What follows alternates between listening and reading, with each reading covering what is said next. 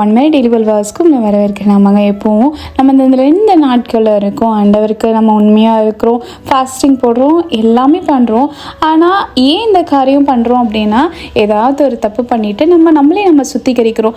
ஆனால் இந்த உலகத்தில் ஒரு மனுஷர் அவர் தப்பே பண்ணாமல் அதாவது நீங்கள் நீதியாக இருக்கணும், நீங்கள் எல்லாரும் முன்னாடி உயரணும், நீங்கள் உங்கள் வாழ்க்கையில் எந்த இடத்துலையுமே தலை குனிஞ்சிடக்கூடாது, நீங்கள் எந்த இடத்துலையுமே வைக்கப்பட்டுறக்கூடாதுன்னு சொல்லிட்டு நமக்காக ஒருத்தர் அவர் நீங்கள் செஞ்ச பாவத்தை நான் உனக்காக ஏற்றுக்கிறேன் அப்படின்னு சொன்னால் யாராவது இந்த உலகத்தில் இருப்பாங்களா? ஆனால் அழகாக ஒரு வசனம் சொல்லப்படுது 2 Corinthians 5:21 நாம் அவருக்குள் தேவனுடைய நீதியாகும்படிக்கு பாவம் அறியாத அவரை நமக்காக பாவமாக்கினார்.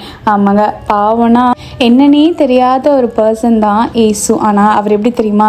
நீங்கள் நல்லா இருக்கணும், நீங்கள் எப்போவுமே சிரிச்சுட்டே இருக்கணும், சந்தோஷமாக இருக்கணும், உங்கள் வாழ்க்கையில் நீங்கள் உயர்வை பார்க்கணும், சாபத்தில் இருக்கக்கூடாது, நன்மையால் நிறைந்திருக்கணும்னு நினச்சி அவர் உங்கள் பாவத்தை நமக்காக நம்மளுடைய பாவத்தை அவர் ஏற்றுக்கொண்டார். எவ்வளோ அழகான தேவன், எவ்வளோ அன்பான ஒரு தேவன் இல்லைங்க. ஆனால் இந்த அன்பை நிறையவே மறந்து நம்ம உலகத்துக்கு பின்னாடி போகிறோம்.